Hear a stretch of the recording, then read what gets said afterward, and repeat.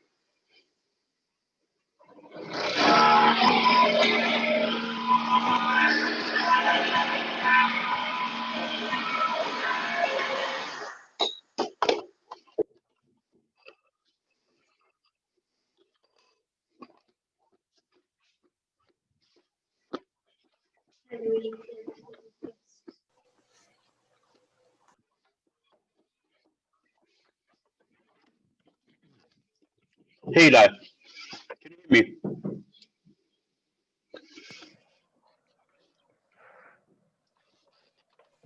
Hello. Hey, can you hear me? I can. Hey, how are you doing? All right. How are you? I'm okay. I'm extremely cold though. They're fitting new radiators in the building. Hey, yeah, and it's freezing outside, so I'm basically without heat. Hey, Chiara. Hi, everyone. Hi, hi. Hi, Nick. Hi. Okay. Wow, Chiara, you have a lot of light. Yeah, well, I'm up in my loft, so we've got like a lot of the spotlights. So I guess, Yeah, I can see the angle on the roof. yeah. Oh. I had a meeting earlier today. Somebody asked me whether this was my home behind me. That seems to me to be slightly unrealistic. Is it? Hi, everyone. Hi, Sean. This is Clare Bridge, Clare College Bridge. It's not actually our undergrads live in this building, but only temporarily. It's not anybody's property, right? So it seems like you guys have been very busy over Christmas, adding lots of stuff in for the paper. Well, that's what you asked us to do, isn't it? Yeah, no, I did. It doesn't mean everyone always does it. But we're economists, you know. Yeah. You know, You're very efficient. I think we're about done with the cost benefit analysis bit, Chiara. Mhm. I think it's I don't think there's any more to add to it, so that's kind of tick. Yeah, I think there's some integration work though, Sean, Nick, that we'll want to do. Yeah. I think that was some of the comments from Sean and Jay on what I wrote on the econ epi merging stuff. Is there were some, and I think you had some good comments about like where there were some real good tie-ins. So Yeah. Who actually, Chiara, that's a good point. Who's going to take responsibility for editing the whole thing? That should be one person, right? Otherwise, Yeah. it'll be a disaster. So I could have a first go at, I mean, that's what I was going to suggest. I could look at all the stuff that you guys have written and then try and look at kind of bringing it all together. Would that be? Well, you could try. I think it would be, and you should certainly do that, but I think it would probably work better in the end if an economist did it. Yeah, I'm very happy with that. I just don't want to pile more work onto people. But if one of you guys want to volunteer yourselves to pull it all together, and then I guess maybe that makes sense if you guys pull it all together, and then I could read it through and make sure it kind of fits in with the challenges like theme, as it like with this paper theme that we're running. Yeah. Well, we could have a lottery to see who's going to do that. By the way, I haven't met many of you, and I haven't been to the first meeting. Maybe I should just say who I am. Would that be useful? Yeah. Yeah. Okay, so I know some of you. I know Eli, and I also Nick. I think we might have met, and David certainly have met. So I'm an economist who's been working for a few years now on Econ Epi. I'm kind of like Eli, but I think my starting point was econ, whereas Eli's was probably ecology. Is that right, Eli? Mine was somewhere in between. Okay, so mine was very straightforward economics, and I've done a bunch of different things, most of it optimal control theory type work on infectious diseases, but I've also worked on behavior and incentives and stuff like that. And so Chiara roped me in. She thought I might have something to contribute, and I'm happy to do so, especially on the bit that has to do with, I think behavior was the sub bit that I was asked to do. I'm afraid I've been terribly busy, so I haven't read the many emails that I've received over the last 24 hours, but I do commit to doing so forthwith. Have you got access to the Dropbox, Flavio? Well, you sent me a link originally with some stuff you had filled into a document. Is that the same thing, or is that a different thing? We have a Dropbox folder. I'll double check to see whether you're on it, and if not, then the truth is that unless it happened within the last few days, it might have completely disappeared into a black hole of my brain. It's just I'm so overwhelmed with stuff that I can't promise that you haven't already emailed me about it. Flavio, let me introduce myself. So I think I'm probably the one person you don't know. I'm Sean Hargrave-Seep, and I really know very little about the Epi-Econ connection. I'm largely here because I ended up doing some work on evaluation of statistical life. Yeah, I saw your type. I saw your online presentation. Oh, you did? Okay, yeah. So yes, and in fact, sorry. I actually saw your presentation, and I also saw the recordings of your first two conversations in this format. Oh, okay. So I have kind of seen a little bit what was going on. So I feel a bit I know you, even though you don't know that I do so. Flavio's been lurking. Can I say just one other thing about before we decide quite how we proceed with what we've got? And that is, in a sense, there are some parts that we don't have that were on the original agenda. So there's the kind of international aspect of this spillover type stuff that hasn't got looped in here. And so are we just going to say, as it were, we go with what we've got at the moment rather than these other possible bits? I have a meeting. I think we go with what we have at the moment. I will actually, because it was, I can't remember, someone else who was. Kamiar. Yes, Kamiar. Right. Kamiar he was going to do the international bit, so I will follow up with him actually on how he's got with that, and then, but if he's too busy or he doesn't want to, then we can just kind of go with it as it is.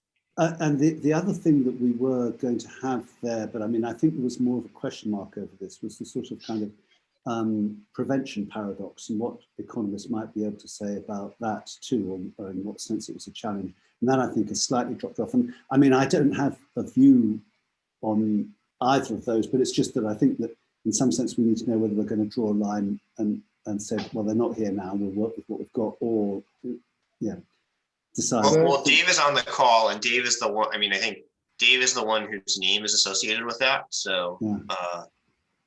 Dave. He's already written some great stuff about it as well. So I'm definitely interested in writing and contributing on that for sure. okay, well then I think that's just what we need to know, is we're sort of trying to now imagine cohering the whole thing, is whether we're dealing with what we've got, or we've got these other bits that are going to come in. Yeah.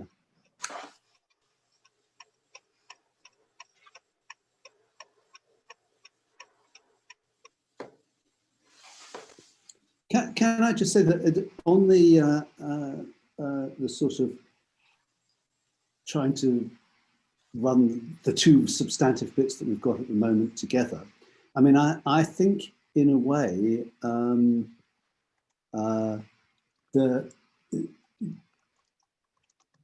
well, I think we should just sort of, in a sense, come to a view about how the first one that Eli has been working on should be structured. And I think, in a sense, there's a consensus that has emerged there. But let me just see if I've quite got it right in my own mind. And since I think I'm a kind of useful tester for this, because my comments were informed by somebody who was, as it were, a lay person in the area.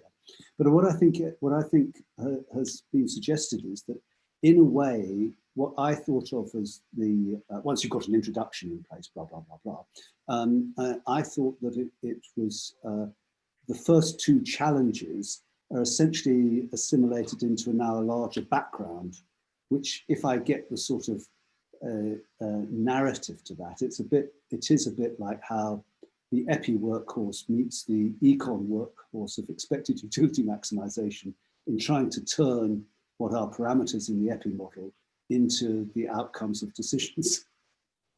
And if that's kind of, and that then opens up policy, and it opens up the possibility of simultaneity between health and economic outcomes being explored.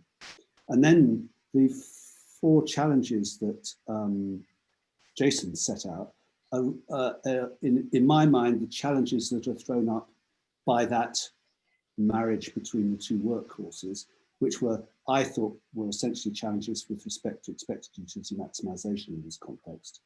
But Jason's included a few more there, which may be sort of some of them slightly more technical. But does that sound a right sort of summary about where we are in terms of that? So let me start off by saying that I'll almost always defer to Jay on organization of ideas and his ability to communicate broadly. He's very good at it. But I also want to say, like, when I sat down to write what I wrote, which I agree was somewhat jumbled and needed to be organized, it was very much driven by what was in the, was it 2015, Kiara? Like behavior epi thing that this group did. And quite honestly, a bit of a reaction to the handful of papers I've been asked to review over the last 3 months that are like calls for greater integration between behavioral and epi modeling, that almost all of those reviews have ended like, yeah, we could have said this 10 years ago. What's actually the problem? Where are the actual technical barriers? Because a lot of them end with sort of pablum boilerplate. We just need more collaboration, and we need like better integrated, like these sort of very big picture-y things that you could say about any interdisciplinary project. And I think there are enough. And so this is kind of a question for Kiara, which is like, how far into the weeds do we want to go here? Because I think the comments from Sean and Jay and Nick were very much like what I wrote was probably 1 or 2 layers too deep into the weeds of where the problem is. But I'm also concerned about, I guess I'm concerned where I sit, that like that actually needs to kind of come to light, because I think there are a lot, I think we want to be careful not to write something that's naive from the standpoint of lots of people sort of thinking at a high level. And I do think the organization is good, but like some of these questions are just like, I just opened Jay's reworking of this as the call started, and they're kind of questions for like Kiara, which is like some of the formalization details have gotten moved to footnotes, but I actually think they're like kind of important. And you know, like this, Well, Eli, which might be going further than Sean sort of opened the conversation for. No, but Eli, I think that's, I mean, I was, as a sort of lay person to the area, was merely asking for, as it were, the signposts that are going to guide me to why I should be interested in those particular nuts and bolts issues. And that's what I felt I was constructing for myself as a would-be lay person to the area. I'm entirely happy with, as it were, that level of granularity and detail, absolutely. It's just being able to know why we're there and to be able to place that issue in the context of something that at a higher level I can make sense of, yeah. No, and I think I am too far in the weeds. So I think this is a good collaboration. That, like, I can't always motivate well why some of this like weedy talk is important, but it comes from like being in a position of weeds at this point on this stuff. I think it would be silly, Eli, if all we ended up doing was saying very high level general things, because in a sense, nobody's really going to learn. Well, non-economists would learn quite a lot from that, I'm hoping, but economists wouldn't. So I think we definitely need to get down, particularly in your section, yours and Jay's section, to, well, what actually are the technical problems here? Yeah, and I think Flavio needs to like weigh in on this section too, because he's thought a lot about this in a complementary way to the way I think Jay, Flavio, and I all have a lot of complementary insights on this section. Well, why don't the three of you just come up with the next version in between the three of you? Would that make sense? Yeah. And ignore the rest of us? No, I need to be involved with that. Yeah. Okay. Dave's good too. Yeah. But I think we do need to figure out, I think like this group and maybe Kiara, am I saying your name right? I feel like I'm saying that wrong. Oh, it's Kira, but don't worry, most people call me Kira. No. We want to get it right. So like Keira Knightley. It's like Kira Knightley. Yeah, it's an Irish name, which is, and there's no K in the Irish alphabet, so. Okay. Hence why it's C. So Kiara, like I think some of the details, like some things that would be helpful is like, should we be having more of the like mathematical formalism in the main text? Should it be in footnotes?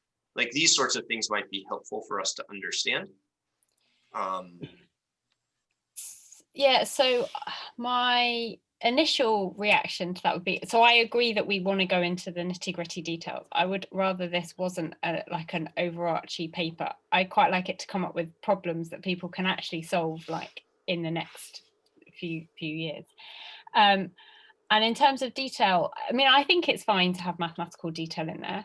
I don't think you need to skirt over it. I mean, this is from a Mathematics Institute program. So from our end, like there should be some maths in there. And I think at this stage, so when I was like, so I had a quick read through it, and I guess there's so much there.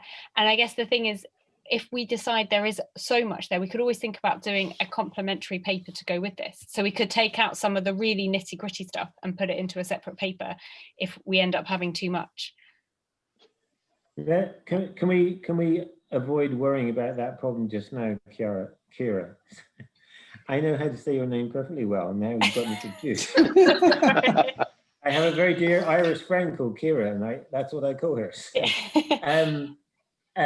Could we kind of not worry too much about exactly how many words we have right now? And, I agree, yeah. Yeah, let's just get down what we want to get down.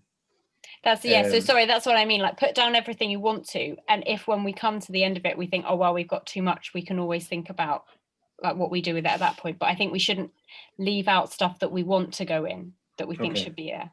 Okay. Just because we're worried about words or pages, that's what I found. Yeah.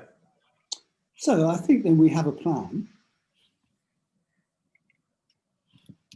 I think it's a good one. So we pass it back to those who... Everybody apart from you and me. Exactly. Who know what they're doing here. And then we can engage in further iterations. And meanwhile, think about the possibility of the prevention paradox stuff and looping that in as a separate thing, and if we've got the international stuff, and what I might happily try and do whilst you're working on that is, if imagining those contributions are going to come, I might write the sort of introductory blurb that will then feed all those sections, if that sounds a good idea. Yeah. Okay, well, in that case, I'll volunteer to edit the whole thing together after all that's happened, before Kira looks at it. Could I just ask something kind of much more overall? You really should have been in the first meeting, because this is kind of foundational, which is what can we hope to accomplish with this thing? And partly the reason I'm saying this is that we're not going to report on research, or I suspect that most of what we're going to put in is stuff that has been known for 10, 15 years, which is we need to take behavior seriously. There are economic issues that are important and so on. And these are things that Eli and other people have written about, even in epi journals. And at that time it was ignored. And, you know, and you hear a few people like Ferguson being interviewed, and he completely acknowledges that they don't have a handle on behavior, but you know, the methodology has been there for a while. So in some sense, why is this different? So is it just going to be another attempt at showing that this literature exists and has existed for a while? Well, I think that's an interesting question, because I take that point entirely. Actually, I think if that's as it were a constant refrain, then I think the issue, well, in which case it seems to me that it is perhaps more the emphasis is upon those things actually that we as economists have failed to flesh out about the crucial bits of behaviour. But I think it's also true to say, Sean, that although people like Eli might have been saying this kind of stuff for the last 10 years or whatever, that doesn't mean most non-economists have got the message. Well, no, but that was my sense. And sort of repeating what exactly is it, or how exactly is it that economics can help here for an audience of non-economists, is probably still quite useful. Well, actually, I agree about that, and that's why I sensed, for example, when I was reading Eli's piece, the very thought that, well, Ferguson would just sort of adjust a parameter beta to 0.5 or something, and presume that this was going to tell us actually what the effects of these lockdown measures were going to be. I mean, I thought it was just extraordinary. I mean, if you didn't have some, you know, behavioural understanding that underpinned that, I mean, it could only be a crude sort of extrapolation from previous empirical similar type lockdown procedures, which is obviously, you know, I mean, extremely unsatisfactory. Yeah. And so in that sense, if that's what they were doing, which they seem to have been doing, and it does seem the general message, even if it's been made for 10 or 15 years, still hasn't been, as it were, assimilated into those people who happen to be influencing policy. So I think we can be more nuanced, though. I mean, as has been said, I've been thinking about this for 10 years, but my thinking has evolved over the last, year on this, as I've sort of re-entered thinking a lot about this more recently. And I think part of the problem is actually an epistemological problem of what we mean by a good model. And that was kind of why I started off with sort of paraphrasing Lucas and starting off with this whole Lucas critique, because I think that this is actually part of the challenge, which is that what we wrote about 10 years ago was that you could fit a traditional epi model ex post in a piecewise way and sort of describe what happened quite well. But what you've done is you've confounded things that are really time varying response functions as parameters. And then there's also the challenge that those models, all of the sort of workhorse epi modeling is about modeling cases. And everything else in those models is overtly parametric in a very, very sort of first order approximation way, and all the other places behavior could actually enter the model, they're never connected. They've never been connected, as far as I know, in a sort of internally consistent way. I think, there've been a few CGE type attempts, but they don't really do it. We wrote that paper that came out in Lancet Public Health the beginning of this year, and that was really the first. That was the first paper that I had written and that I had actually seen that kind of made the point that you could have a policy that would reduce cases but increase death. And it's because the behaviors affect multiple processes in sort of these compartmental models. And so I think there's some of these points that I haven't been making for 10 years and others haven't been making for 10 years, and they come from not from what economists can do for modeling behavior, but from like a stepping back and asking, what is the public health question that we want out of these models? Which is why I think some of the tie-ins with benefit cost analysis are really important. Because I think that we can basically say that if your goal was to develop a model where all you had to do was change the share of people who are susceptible to a pathogen, because you're actually thinking of the intervention as something like vaccination, maybe the epi models pre-2020 weren't awful. Like maybe they kind of got you there to a reasonable approximation. But the problem is, as we said 10 years ago, is those models were wholly not relevant for non-pharmaceutical interventions, for interventions that were about shaping behavior and providing incentives for people to change their behavior. And I think that is kind of our yes, we've been saying it for 10 years, but I actually think over the last year, the epi community has come to recognize that as well, is that there was just no place in those models to change parameters in a way that didn't look absurd. Because I think if you read some of the stuff that Ferguson's written, I mean, it's pretty clear that they're not, I would hope my read of it at least, and maybe it's my bias, is that they know what they're doing is absurd. And all they can do is crank parameters because they don't have the machinery in there. And so I think that's...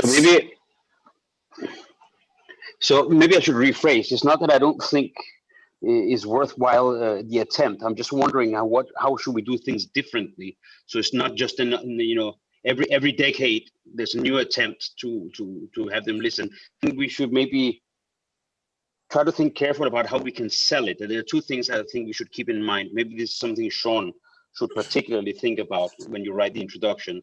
The first one is that I think, at least from social media and the kind of reaction I've seen from many epi people, I think they've been overwhelmed with the interest that has been from economists.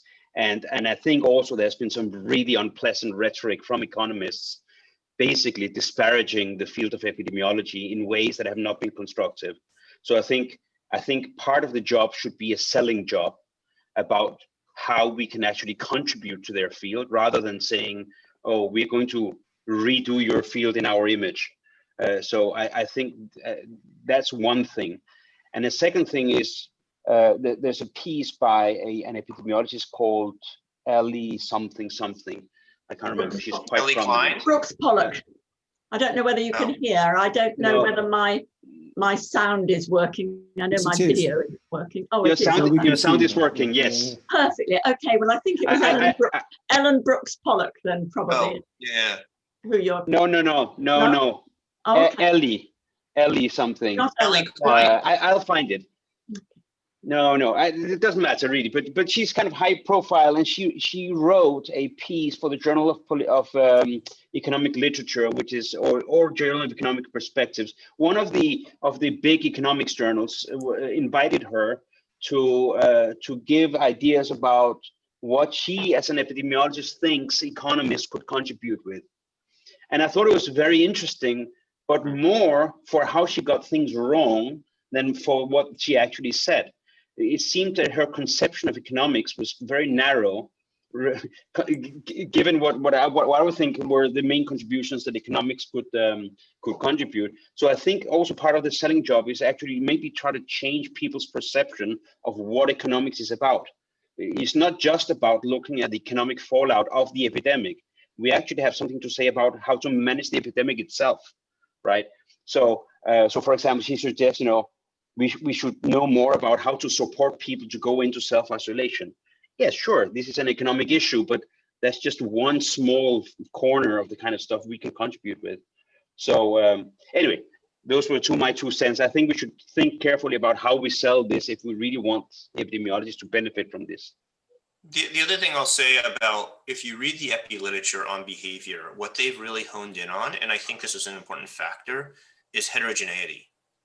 And so the implicit assumption is that all of the time varying dynamics that you would get out of behavior are selection issues, and that you have sort of different, you have non-responsive particles, but you have a selection problem on those non-responsive particles, and that's how they address behavior. Okay, and so I think that while heterogeneity is important, there is also sort of the endogenous response that people have to risk and sort of making decisions. And I think the other thing that I know, Jay, I think the other thing was really big in the epi community that was trying to do behavior a few years back was sort of altruism. And so I think Jay and I had a bit of back and forth that, like, part of it is like, you can't get altruism right until you can get self-interested behavior. Like, you can't put in like Fear-Schmidt preferences without getting like a standard UMax, sort of selfish UMax framework, like. Oh, absolutely, yeah. And I think trying to build that out a little bit in here would also be helpful. Is it's not that we don't think people have pro-social preferences, but that they're probably second order. In the sense that, like, that's like the second, like, we need the first order approximation before we can get the second order. And I think that seems like an appropriate framing for something coming out of a math program. I see Dennis. Can I just ask the one thing in a way is as a result of the discussion that we had about this, is there's a certain sense in which, are we talking, when we're saying the economic challenges here, are we talking to epidemiologists or are we talking to economists when we're writing this? If it's going to epidemics, we're talking to epidemiologists. Like, I mean, I think that the journal choice is telling us who we're talking to. Which is why we have to spend some time anyway explaining what it is we're talking about before we explain what's hard about doing it in this context. Yeah, I just sent the paper to everyone in case you didn't notice. It's in the chat. There's a link there to the paper. She's called Ellie Murray, or Eleanor Murray. I think. I'll save it into the Dropbox folder. Thank you. Thank you. I was just gonna. So then, okay, slightly, I'm sorry. I was just gonna slightly follow up on Flavio and Eli's points here, and Nick as well. And I do think a lot of this is sales job, but not just to the epi community, but show how when you include the features, if you will, of a disease in it changes it does adapt the way we think of a standard economic optimization problem. The marginal benefit, marginal cost functions, super weird, but are different. So I think in that sales job, it shouldn't just be a one way we can contribute to you. Is that, hey, the details of this problem are actually important, and they do have a ramification on how we even would look at, optimal choices, even in the simplest case. So in that sales job, it's not a one-way street here. It's definitely two-way. Oh, I agree entirely. And I mean, I think, funny enough, that one of the strongest vehicles for that is the way in which health outcomes are so important in triggering and activating social preferences. And so it's like, if you haven't got a handle on that reverse connection that's happening here from health outcomes to economic behaviours, you're missing the trick, absolutely. Yeah. I'm conscious that we're running slightly now over time, because I think we'd said we'd try to keep to half an hour for the meetings. So I think we've kind of got a plan going forward. So I'll chase up Camille about the international stuff, and then if Dave gets a chance, he can start the prevention stuff, and then we'll leave Flavio, Eli and Jay to flash out a few more details on their section. And Sean is going to start thinking about the intro. Well, to my mind, it's just a paragraph. Is what Yes, I'm talking about. yeah. It's trying to stage what then is going on, and Yeah, Sean, I will say that I think connecting this back to the issues related, that this sort of micro to macro to micro will play well across both disciplines. Yeah. And that's why I sort of started out with that whole focus on like the Lucas critique and whatnot. I mean, I've always seen the issue as a matter of the Lucas critique, and so I think it's Flavio, do you want to take the next crack at what Jay sent us, or do you want me to look at it? Or Dave? It would be helpful to have a sequence of who's doing what. Well, I haven't read any of it, so maybe my first task would be see what is there, and then maybe send a message to you to see what could be the next step. I mean, I'm happy to look at it. If that's. Let me just answer it that way. Yes. I think it would be better if you looked before I went back to Jay's. Sure. Okay. I'm just typing my email so that you all have it. Can I just say one thing about the Lucas critique, though? If one makes that central, I mean, the question that we then ought to come up with an answer to, I mean, and that's where the Lucas critique goes for the macro stuff, is what are the sort of time invariant foundations upon which you do the modeling? Exactly. And I think that is the ultimate crux to behavioral interventions in a pandemic. Yeah. I mean, I basically agree, but I think in a peculiar way, if we quite make that entirely the organizing principle, then somehow we ought to have some answer to it. You know what I mean? No, I agree. Because I think that's a much more ambitious argument to be making. That actually, I think the challenge is if you don't understand that so much of what we hang our epi models on are time varying reduced form responses that are like outdated by the time the model comes out. We're just like throwing spit at the wall. It's like, I think that's the problem. And I think the challenge is, and this is why I said we need a FinOff style CGE model at the end of this, is that things that before all of this, I would have been comfortable taking as given, like the price of face masks. All of a sudden, like, I'm not even so sure about that, right? That would have been like, okay, that's a reasonable thing to think is not going to be time varying over the course of this model. But to the extent that like the price of face masks or your ability to get paid and like the sort of savings consumption problems that so many people, at least in this country, are having, that are driving their willingness to like engage in social distancing. Like these are, that's ultimately like, I don't know, but that's exactly the question we need to be asking. And it's exactly why we need multiple disciplines coming together to understand both what the ultimate question is, right? It's not just about forecasting cases tomorrow, right? Like we don't even need. Eli, you need to write down what you just said, because that's exactly the argument for why the behavior and how these influences, how these effects impact people's objectives and their constraints. He basically just talked about objectives and constraints, and when they change, people's behavior change. Like what you just said to me is the reason why the behavioral and the economic system responses are important if you want to evaluate a policy. Okay, well, Dave, you can write it. I thought I wrote that down. I'm driving. You've got to write it down. But I did. It was in the middle of what I wrote, probably not at the top. Okay, great. I mean, and it probably wasn't exactly those words, but Okay. Those were good words. that That's was all I'm saying. the whole point is that there's like these things can all change, and we need to figure out how to work together to get to the fundamental parameters so that you can basically understand counterfactual simulations. I mean, like this is what, you know, sort of modern economic policy evaluation, you know, environmental economics, it's kind of been the rant that we've gotten, like, you know, this is Kerry Smith forever. Not about epidemics, but, you know, this is Kerry Smith's.